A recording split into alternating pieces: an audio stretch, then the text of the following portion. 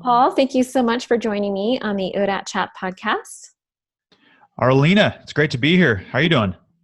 I'm great. I am so excited to be talking to you today. I've been following Recovery Elevator, your podcast, and you do all kinds of fun things, which I really like to talk about. I think a lot of times on these podcasts, I get a little maybe too into the problem and kind of what brought people to, recovery to begin with. I think it's so important to start focusing on not only just solutions, but having fun in sobriety.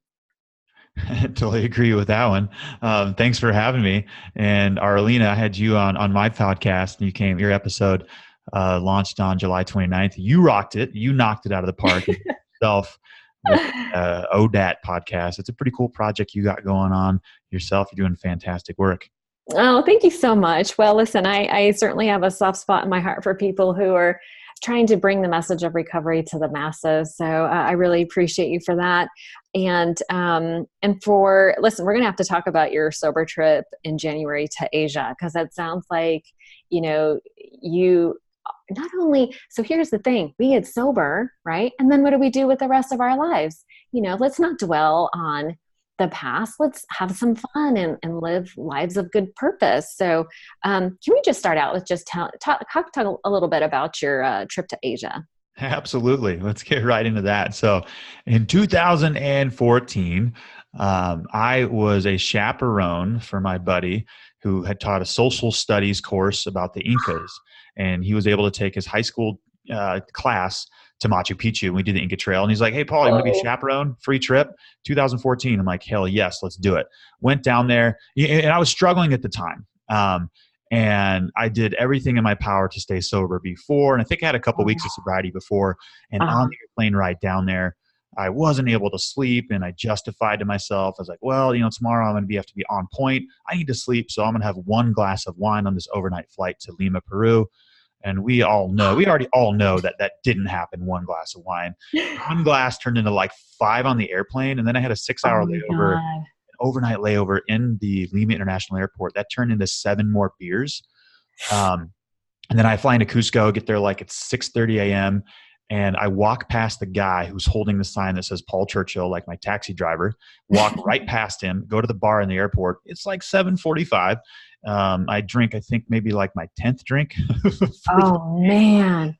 Yeah. And then the taxi driver takes me to the hotel where the kids are staying. And my buddy's like, "Hey, everybody, this is Mr. Churchill." Mr. Churchill. It's not funny. It kind of is. Nobody knew I was drinking up until that moment. My breath probably reeked of alcohol. And I came clean to my best friend, Brady, who's in my fantasy football league. And he's been a huge support for me on this journey. But I did the trip with him for like 12 days and I didn't drink. I was a chaperone, sober chaperone for these kids. And then my plan was to stay another like month and a half or 2 months in South America. And so I said goodbye to the kids. And I was like, here goes the next chapter of my sober life. I'm going to cruise around Peru, Bolivia, Argentina, Chile, and without any alcohol. I was drunk 5 hours later. Oh, shoot. Yeah. And so what should have been like this trip of a lifetime, because the itinerary was incredible. It was incredible. It sucked, Arlene. It was terrible. I mean, I was the whole time.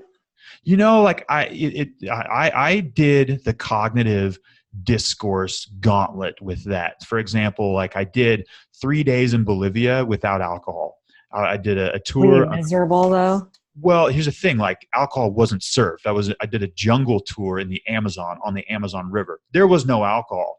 So I left that tour. I'm like, I can't have a problem with alcohol. There's no way I'm an alcoholic. I just did 3 days. Yeah. And then I would just go big. Like I took a 15-hour bus ride over the Andes and threw up on myself. I won't be able to sleep. I need vodka. And so it was just this like brutal, lonely, and there were some fun times in there, but I was really struggling with alcohol.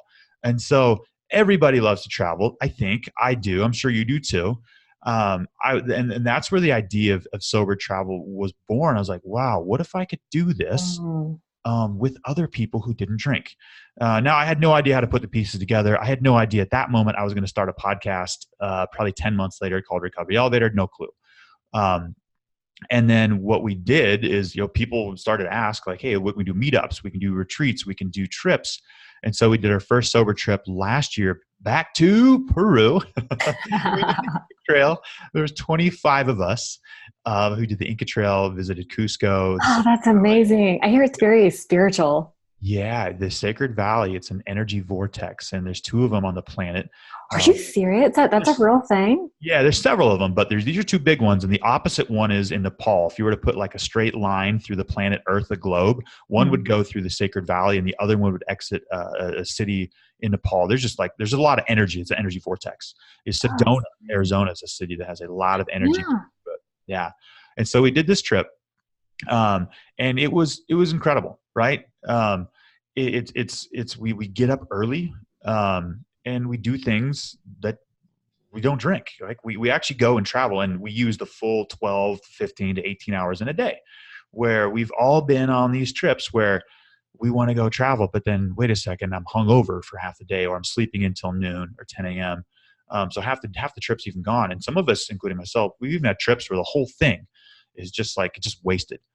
And yeah, in these trips, it's not so much you get a group of people that can't do something, like we can't drink alcohol. It's not even the problem. We don't even talk about it. It's we get a group of people together that want to do things, and we just don't drink. And that's the mindset behind these trips. It's not like we're moping around and be like, oh, I guess we'll do that. We can't drink. It's not even the issue. Right? And it's also we have like workshops built in, and the connection happens so fast, Arlena. Like day one, we're talking about what's holding us back in life, what we're struggling with. That's the magic that happens when you get a collective group of like-minded individuals that all have the same common collective goal of living life without alcohol. It's fascinating. Yeah. So we're going to Asia this January 20th to the 31st. We fly into Thailand for its 12-day trip. Go to Thailand, Bangkok, some national parks, Elephant World, Angkor Wat, Cambodia. And then we leave on the 31st out of Cambodia. Yeah, it's gonna be a good time. Oh, that's so exciting. Listen, I'm a workshop junkie. Can you tell me a little bit about what kind of, what your workshops are about when you go on these trips? Yeah, the list isn't quite finalized for the Asia trip, but we've got the retreat, their annual Recovery Elevator retreat in Bozeman this August. And for that, we have changing the narrative around your story. What we're going to do is change the vibrational frequency around your story.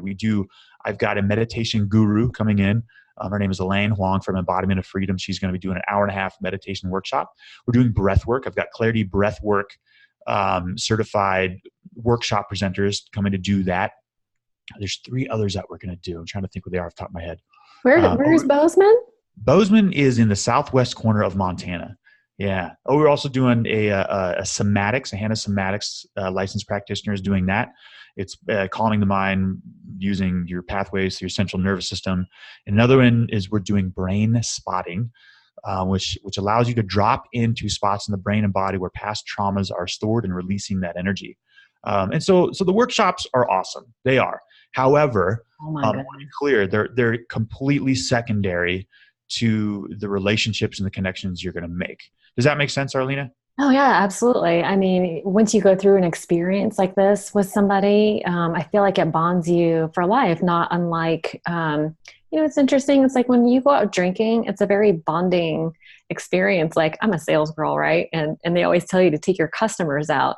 And, obviously I'm not drinking with my customers, but back in the day when I was, it's like you become like best friends. It's a bonding experience, right? So not sustainable in my life. So I love the idea that, and I've been on retreats before where you go on these retreats and you spend time with people and you get in like a safe environment that facilitates that deep heart connection and sharing. And you develop this love and compassion for other people. Like you see their frailties and their weaknesses and you look past that and to their essence and you end up loving them and loving yourself better. And I want to go now. It's like, it sounds so amazing. I want to do some brain spotting. We got a spot for you, Arlena. Just let me know. Yay.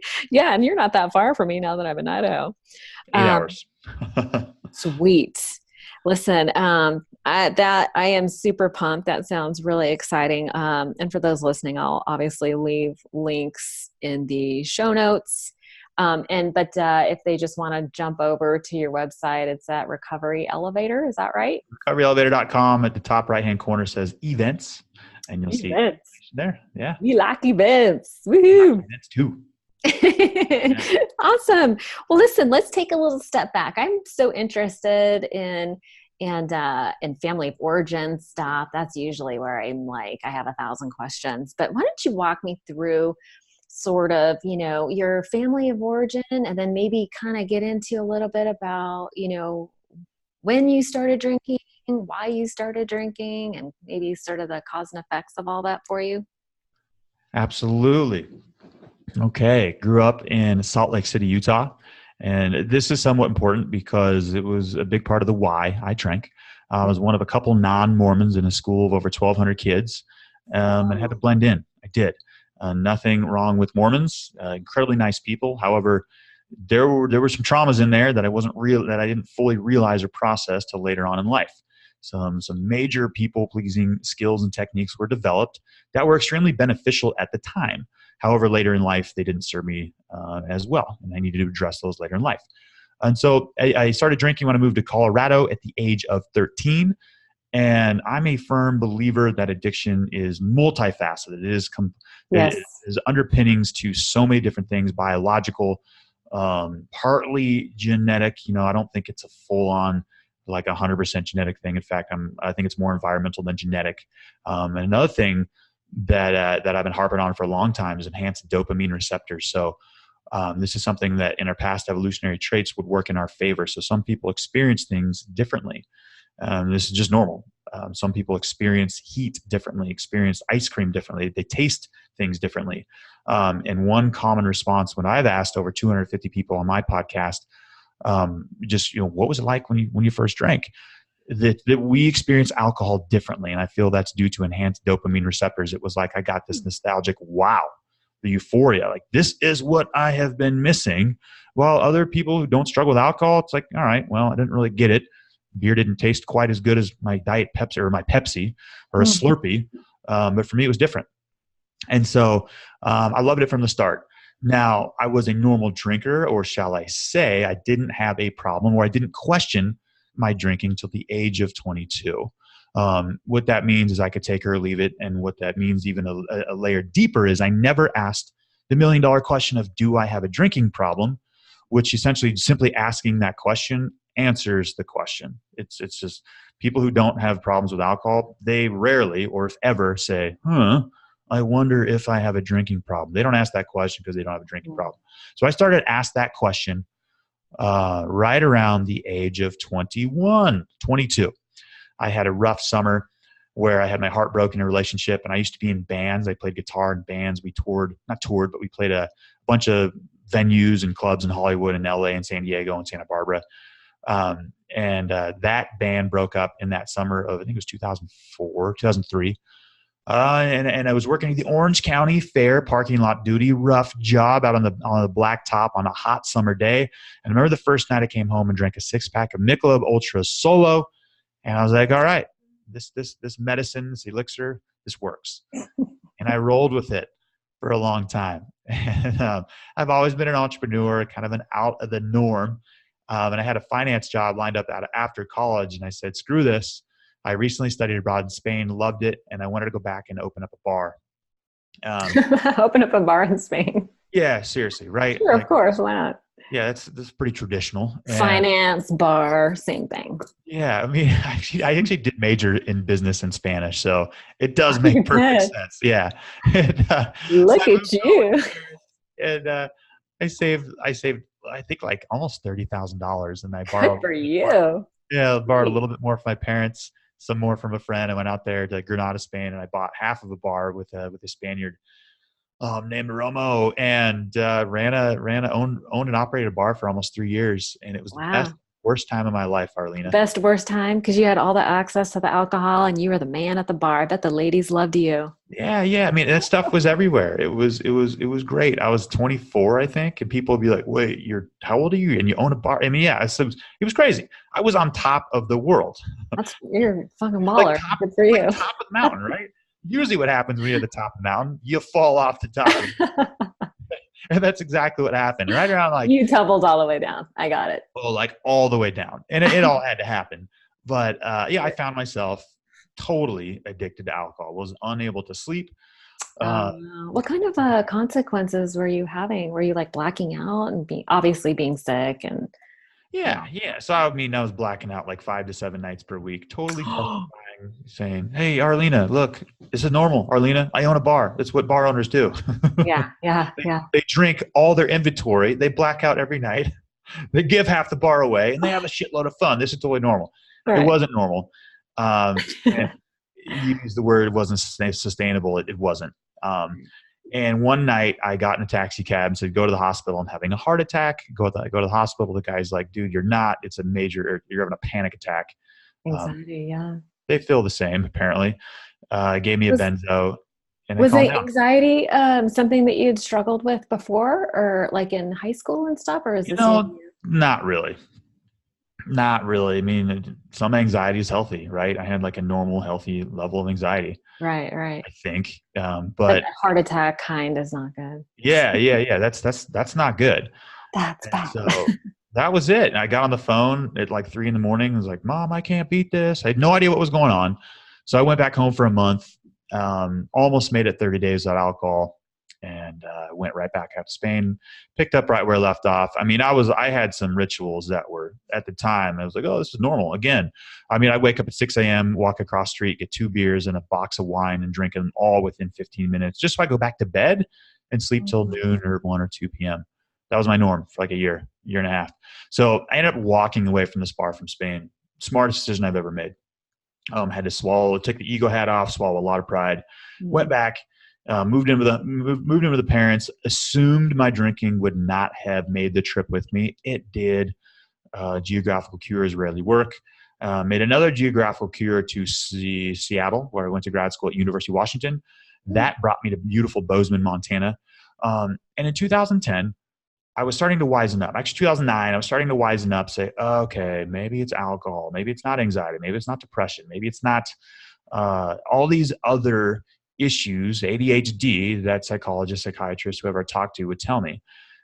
Maybe it was alcohol. And so I started to explore this. In 2010, on January 1st, I stopped drinking. I only wanted to go for a month, but I made it 2.5 years, which was surprising that I made it that far. Wow. Uh, yeah, and Just on I got sheer willpower, like you didn't start going to any programs or anything? this is got you're 100% correct, Arlena. And I'm a guy that has a lot of willpower. I do, and this backfires. It's not a good thing when it It's a comes to this double-edged sword for sure. double-edged sword. Like I've got a sports background. I'm a no pain, no gain guy. Just get up, try harder. Mhm. Willpower, right? You can do this, and that backfires Pull through. with recovery. It does. And ironically, when I went to my very first AA meeting, I had a friend who was a gal who was struggling with alcohol, and me and another guy took her to an AA meeting in support for her. Sure. And here I am. I've been sober 2.5 years, and I'm hearing stories of people going around the room. They're saying, "Well, I ended up in prison. Well, after my second divorce, after my third DUI, after bankruptcy, after prison, after some guy killed somebody in the room." Oh yeah. Yeah, and Arlena, after each story that hadn't happened to me yet, my eyes were getting bigger and bigger, and like I was just like, "Oh my God, wait a second. I don't think I have a problem with alcohol because none of this stuff has happened." Mm. And I walked out that room and I drank 2 days later. And I think I had like 15 or 30 drinks that night. And I ended up at Whoa. 2:30 in the morning after the gas stations had closed. I drank all the alcohol in the house, and I was Googling if I could drink hydrogen peroxide or rubbing alcohol after there was no Yikes. more alcohol left to drink. This is after 2.5 years without a drink. Like you got to be effing kidding me. So I woke up the next day. I was like, shit, that got out of hand fast. Maybe I was on the right path. So, and then I had 10 months, then I had 4 months, then I had 2, then I had 20 days, then I had 8 days, then I had 3. Then it was like, oh shit, I don't think I'm ever going to get out of this again. And that's where the 2014, we already covered like the Peru Machu Picchu trip, that trip to South America. That was a rough summer. That Was that what you were considered to be your bottom, that trip? No, I mean, I had a failed suicide attempt in 2014. Um, And that summer, it was like there was many times where I like fully defeated. It's like I Yeah. can't beat this. I won't be able to beat this. And suicide was like the best option. And it was kind of an accidental suicide attempt. So I went to a psychiatrist, and my psychiatrist wasn't in. So somebody filling in for them prescribed me like 30 Xanax or benzos. And normally I would request that gal would only give me like one or two. Yeah, so I just crushed them all and did them. And the people that I talked to, the medical professionals, are like, yeah, that should have done the trick, and then some. But here we are still chatting today, Arlena. That's Thank God. amazing. Okay, so you get all the benzos, and you said you crushed them. Does that mean you snorted them? No, no, no. I mean, I just I think I Oh, you took crushed it like you took. 25, and then all the other pills that I had. Yeah, Oh my should God. have done it. I should have done the trick. And man, Hmm. I'm smiling and laughing. It's not funny at all, but I'm in a Well, moment now where it all had to happen, and it was a beautiful journey. And I don't think I would change a thing, right, Arlena? yeah, yeah. No, Yeah. oftentimes it's that hitting rock bottom that allows us to let go of all our old ideas, meaning that self-sufficiency, self-knowledge, self-will is going to cure our alcoholism, right? Hmm. That's never the thing that does it. And we're so indoctrinated in our society about, hustle harder and drive and all that stuff that what that's saying is that we are responsible for fixing ourselves. But I'll tell you, Paul, if I could have fixed myself, I would have done it a long time ago. But for me, it wasn't until I got into recovery that I was introduced to the idea that a power greater than myself could restore me to that kind of sanity. So but let's talk about you, because I will make this about me if I No problem. Good. being the self-centered alcoholic that I am. Um, okay, so what happened? Did you end up going back to Alcoholics Anonymous, or where did you go from the failed suicide attempt? Yeah, yeah. I mean, that wasn't even my sobriety date, really. I woke up the next day. I was like, you got to be kidding me. That didn't work. I'm still here. I'm still like back in square one. I mean, it sucked. It was terrible. Like Um, Groundhog Day, right? yeah, you nailed it. But so on September 7th, that's when, yeah, that's when I was done. I was DJing a wedding like 5 days before, and I knew I was A, not gonna be able to finish the wedding, but B, like I was gonna be rough shape. I got a Mm. DUI that summer too. So I Oh, did a smart thing, had a friend come pick me up. Told my parents I was going to go to rehab, but they didn't pick the phone after I called 95 times. Called me back the next day, and I said, you know what? I just feel different. And what had happened is I fully gave up. Like I just stopped fighting. When I decided to go to rehab, the unconscious part of the brain got that memo. And that was the first time that there was a collaborative effort between the conscious, the unconscious mind, the heart, and the soul. They started beating to the same drum. They started moving forward on the same path. Before it's just you're being pulled in so many different directions. And as you mentioned, I didn't quite understand the higher power thing, but right at that moment, there was an opening, a conduit where something besides me was guiding me. And mm, so I went to an AA meeting, and then I went to another one. I did like 110 in 90 days. I didn't really fully resonate with it, but I kind of looked at the scales as like, well, what are my options here? mhm. There are tons of options, but like I did everything. And so right around a couple months of sobriety, I was walking to an AA meeting, and I said the three most dangerous words that somebody with a drinking problem can have. I said, I got this. I don't need to go to this meeting. I looked at my watch, and I was standing behind trees too because of the stigma. I was like, I got this. I've gone 2 months without alcohol. Like, I don't have a problem, right? I mean, just that sounds asinine as that sounds. The stigma, and then all of a sudden in my gut, I felt this thought show up, and I knew I was going to drink again if I didn't do something different. And the idea of a podcast showed up, and I was like, whoa, whoa, whoa, whoa, whoa, what is this? What is this? I didn't understand it, but I love podcasts, and I just knew I had to start a podcast. And this isn't like some divine message. We all get nudges and cues from the universe of where to go next, and I was just in a spot where my Why mind. would you say that's not a divine message? Why not? Well, I mean, it could be. It could be. I'm not saying, what I mean is I'm not special enough to get like my own personalized message. Everybody gets them. What I was at that moment, I was in a part of no mind where I was able to receive the message. Because Mm-hmm. everybody gets them all the time, but we're so Yeah. usually so entrenched with the egoic structures and the thinking patterns that we completely miss the cues, the pieces of intuition and wisdom and nudges of where we're supposed to go in life. So I got one. I listened and I did it, and I think it saved my life. There's no way to tell for sure.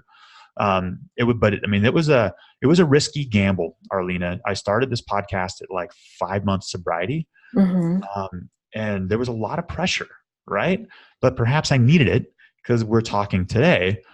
But it worked. And what doors it opened up for me was accountability and community. Mm. Accountability is when we talk about this, when we burn the ships, is how I like to phrase it. Yeah. We Do you want can't. to tell that little story about burn the ships in case someone's not familiar? Well, yeah. I mean, in 1519, Hernan Cortez landed in Veracruz. He sailed from the coast of Cuba to Veracruz to tackle the Aztec Empire, which nobody had been able to do for the previous 500 years. First thing he told his sailors when he arrived on the beach of Veracruz was burn the ships. Sailors are like, whoa, screw that. How are we going to get out of here? And that was his plan. You can't unburn the ships. You can't unhave those conversations. So Arlena, for the first 3 months after I uploaded the podcast, I was like, oh shit, what have I done? I had trouble sleeping. I was terrified of people hearing my deepest, darkest secret, the biggest challenge I've faced in life. Mm-hmm. However, it was the best thing I could have ever done. It turns out there's a couple more people than just myself struggling with alcohol, millions. Right. Created accountability. And then someone was like, hey, what about a community? And then we started Cafe RE, and then we did meetups, and then we're going to Asia in January 2020 or 20. Look at you. That is Yeah. so beautiful. I was having a conversation with a sponsor of mine recently where we were talking about, what wants to be born. It's interesting that when we get sober and we, overcome this thing, it's like, now what? Suddenly it's like the purpose of life seems to change a little bit. We've received this gift. We've been relieved from this suffering through actions and community and knowledge and things like that. It's a very natural response to want to shout it from the rooftops and save everyone else too. I just think it's amazing that this is what was born out of you listening to your intuition and then taking action on it. And you've done some pretty amazing things. I know your podcast has a pretty wide reach, and it's amazing you did this at 5 months sober. Thank you. It was risky. So let's talk about the risks a little bit, because I have, I was, probably 20 years sober when I finally decided to pull the trigger. I was so scared and I'm very AA indoctrinated, but I'm a voracious learner. So I'm always looking for, I did like the Course in Miracles. I did therapy. I did, I read tons and tons of books. I'm always looking for different kinds of solutions, but, what were some of the fears that you were wrestling with before you launched this? Was it fear of judgment from like the recovery community, or just sharing your darkest secret? Sure. Yeah, great question. And I'll get that to a second. I just want to comment on what you said to your sponsee. And so what wants to be expressed when we quit drinking, what wants to be expressed through divinity or through just the universe, is our wholeness. And once we quit drinking and once we get further enough down that road, we'll be like, oh, sobriety sucks. Like there's this huge challenge and I can't go back to alcohol. What that is the universe putting situations, life occurrences in front of us to help us build those circuits. It's crazy that once you quit drinking, encounters will happen with people, places, things, and ideas that will hurt in spots of your body. Like it will trigger things, but it's all working for you, because the expression that first wants to come through you is wholeness. And whatever's happening happening in your environment, none of it's happening to you, it's happening for you. As soon as I realized that, it was like year 2.5, year 3, that's when the magic started to happen on this journey. But let's back it up a little bit. What fears I had. Like there was, with the whole AA thing, there's traditions and rules, et cetera, et cetera. And I was fearful of that. Of course I was. I know other people have done the podcast have been as well, which kind of sucks, right? Like, I want to like do this project to help other people drinking, but I'm afraid I'm going to make people mad who are in AA, so I'm not going to do it. Yeah. It's Yeah. stupid. It's stupid. I'm sorry. It's just stupid. And But I've I got to say, definitely, yeah, as Bill sees it on anonymity, and it completely backwards how Bill saw anonymity from the start. From 1935 when AA was started, from where it's at now, I mean, the anonymity now is like, I hate to say it, sometimes like a curtain of shame that people can comfortably stand behind. oh, I totally However, agree. I can tell you my fear was, and feel free to debate that if you want, but I can tell you my fear is completely false. Like even the people in AA have been so supportive of it. Never has there been a time where everybody in AA, out of AA, we're so ready to have this conversation, and people want to talk about it. Like people don't want to be anonymous anymore. This, like you see it, it's just bubbling up. Of course, it needs to be anonymous for the people in there. It's a safe landing spot. What's said there has to stay there. But there's no way we're going to blast through this stigma if we keep it buttoned up and never talk about it. No, I will not debate you on that. As a matter of fact, I will say that if anybody that's an AA big book thumper or student, if you go back and read the literature, they started it anonymously because the response that they were getting was so overwhelming that the few people who were there to help were just overwhelmed by the amount of inquiries they were getting. It's like they just couldn't handle all the requests that were coming in. So that's why they remained anonymous.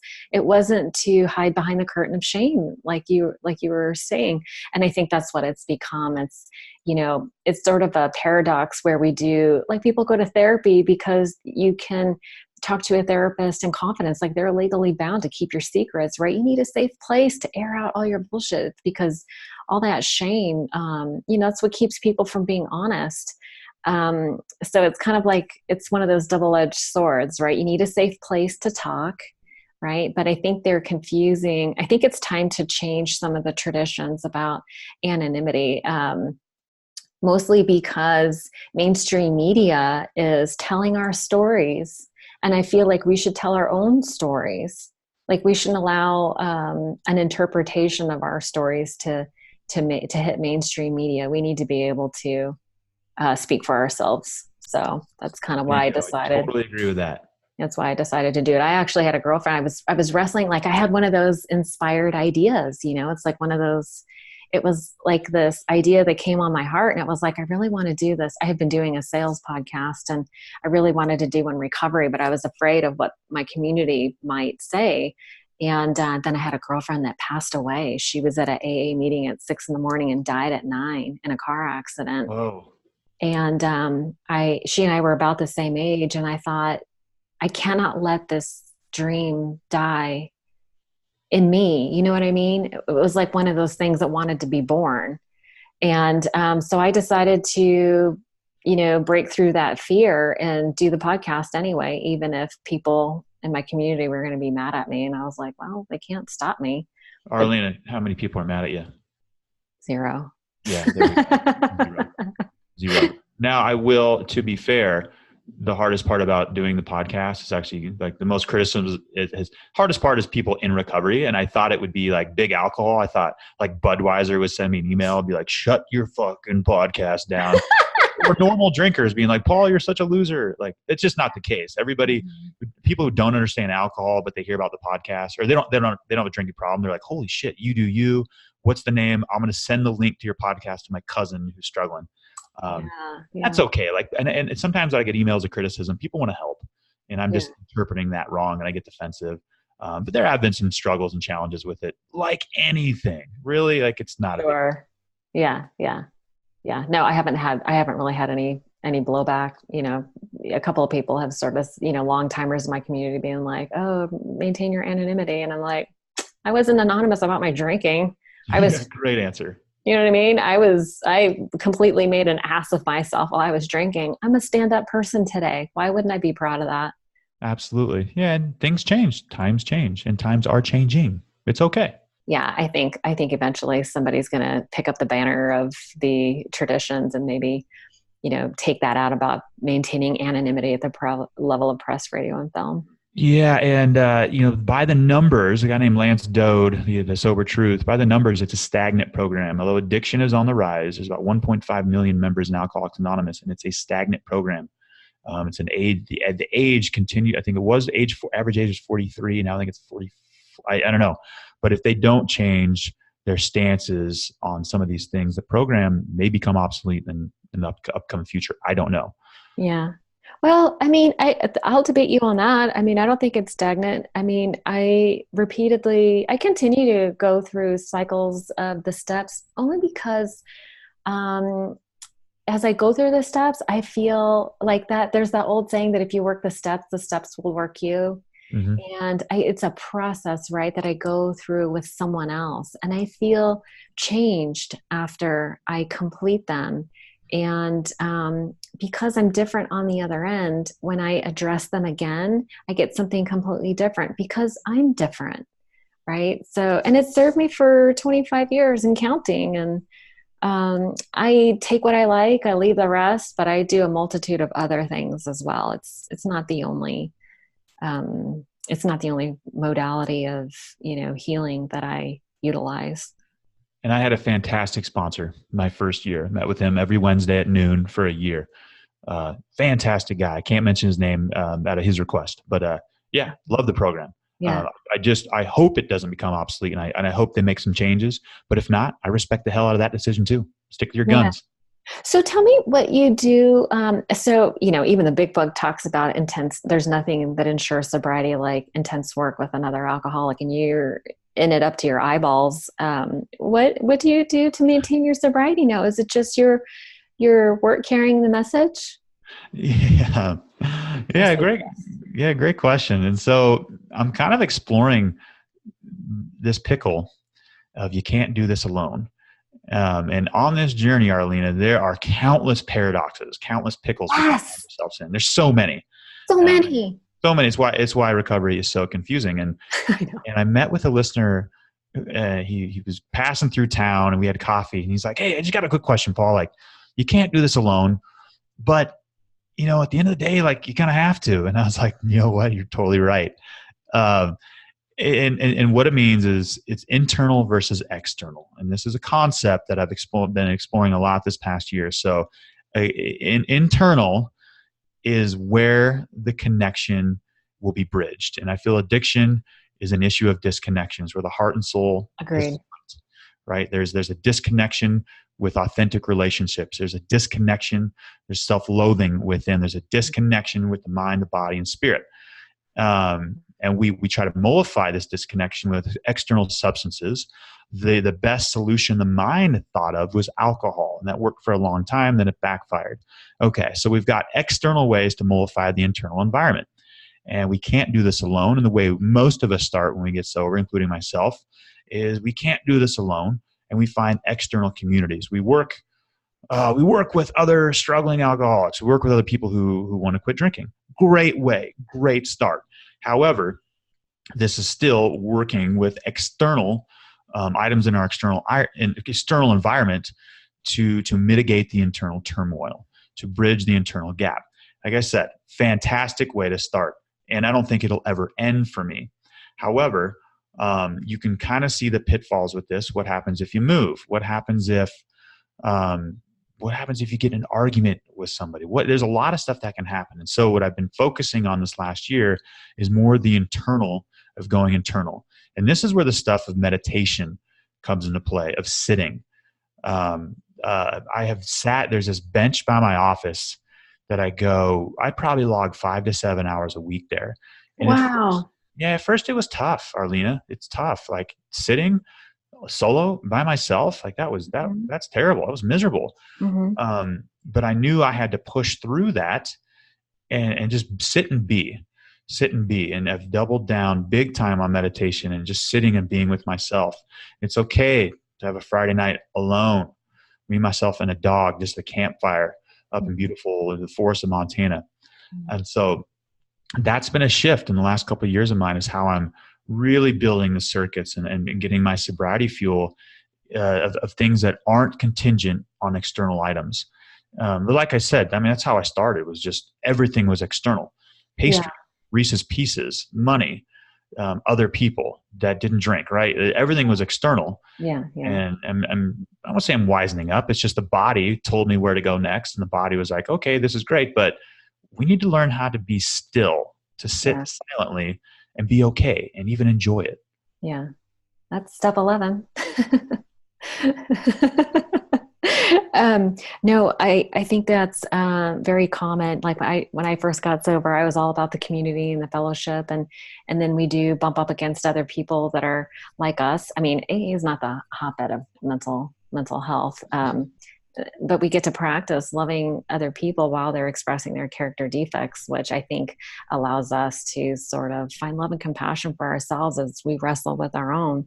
But I love the idea of balancing the external and like it's like you sounded like you're evolving and you know you kind of outgrew the extreme focus on external, and now it's like you've evolved and you need something deeper and more sustainable. You know, even, you know, I don't mean to keep harping on the big book. I don't consider myself a thumper, but you know, it does talk about there will come a time when no human power could have relieved your alcoholism, right? You need to develop that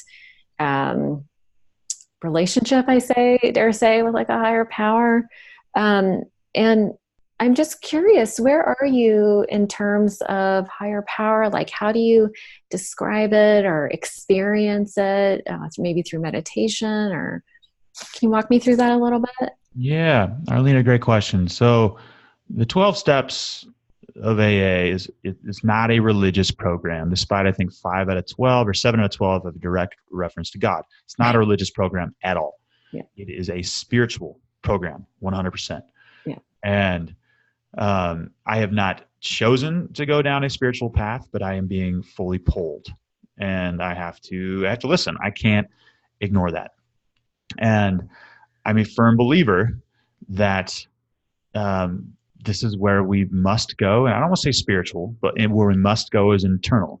And if we go internal long enough, then we start to see, okay, there is way more going on than we can see. In fact, quantum physics shows that really 3 to 4% of what we see is only, we only see 3 to 4% of what it actually is. And similarly, so Bill W. in 1934 took a powerful plant medicine called belladonna. This is a powerful hallucinogenic, right? And many people don't know that AA might not exist had it not been for a powerful psychedelic trip. In April of 2018, I did an ayahuasca retreat in Costa Rica. Oh my God. Don't let me forget to ask you about that, because ayahuasca. Yeah. And it blew my mind, and it's a similar result from other people, what I've heard. And since then, it cracked open the spirituality component inside me, which is beautiful. Colors are more vibrant on trees. Things smell different. Sunsets look different. The sky, the way the clouds are moving, they look different. 95% of the time, this is beautiful. 5% of the time, I'm like, oh shit, this is scary. Because it's altering consciousness. It's like you had a guide, I would imagine. What's that? You had a guide during your ayahuasca experience? Definitely.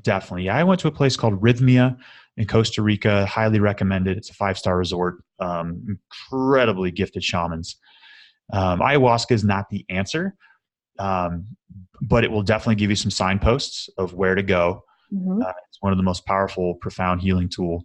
In fact, some of these plant medicines, including cannabis, and I'm going to with CBD oil, right? I mean, there's cannabis, there's ways to extract the THC, but we're seeing a huge proliferation of CBD oils that can simply rebalance the body has an endocannabinoid system that can get out of balance.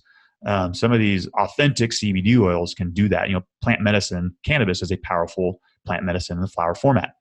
And even in the detoxification process, strands with THC have been proven to be way more beneficial than benzos and other treatments. We're starting to see psilocybin. I think that's in phase 3 of testing.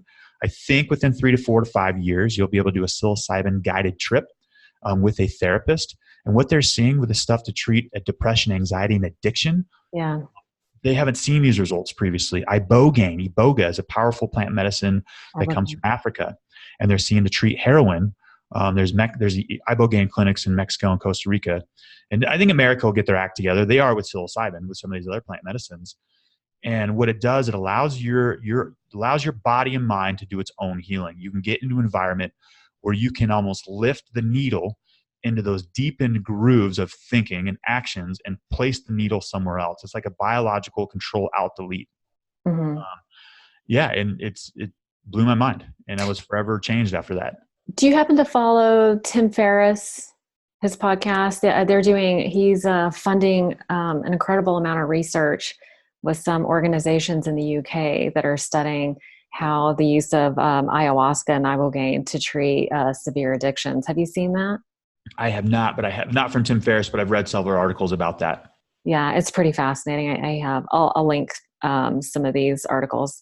And it's kind of a funny thing. Like, this is not something I feel like I'll ever be able to do, because I kind of just want to refrain from all that stuff. But I do see the need for it in people that are, chronic relapsers, people who, man, I know some people who every time they relapse, take it to the brink of death. And I just don't, there's a few people I have in mind. I just don't know if they're going to survive. I've just seen so many people die over the years. So I think that in these cases, these real extreme cases, these are amazing therapies that are hopefully going to be tested and brought to the US. So, and listen, why are we having such a problem with these things where, people are on Xanax and like these opioid based drugs? It's like, it doesn't make it, it's not a lot of common sense to me. It's like, we're using heroin, but we can't use these other medications that'll remove those mental blocks. Yeah. And sense to me. And Arlena, I reached 3.5 years alcohol free, and I found myself stuck. I didn't know it, but my egoic structures were so intense. Yeah. The mind was taking me down a bad path. And, and so my plan was to go to Costa Rica, do this ayahuasca retreat and not talk about it. However, a couple of days after, when I got back, I was like, holy shit, I started a podcast to share resources with people that are beneficial. Mm-hmm. I wouldn't be true to my mission if I didn't talk about it.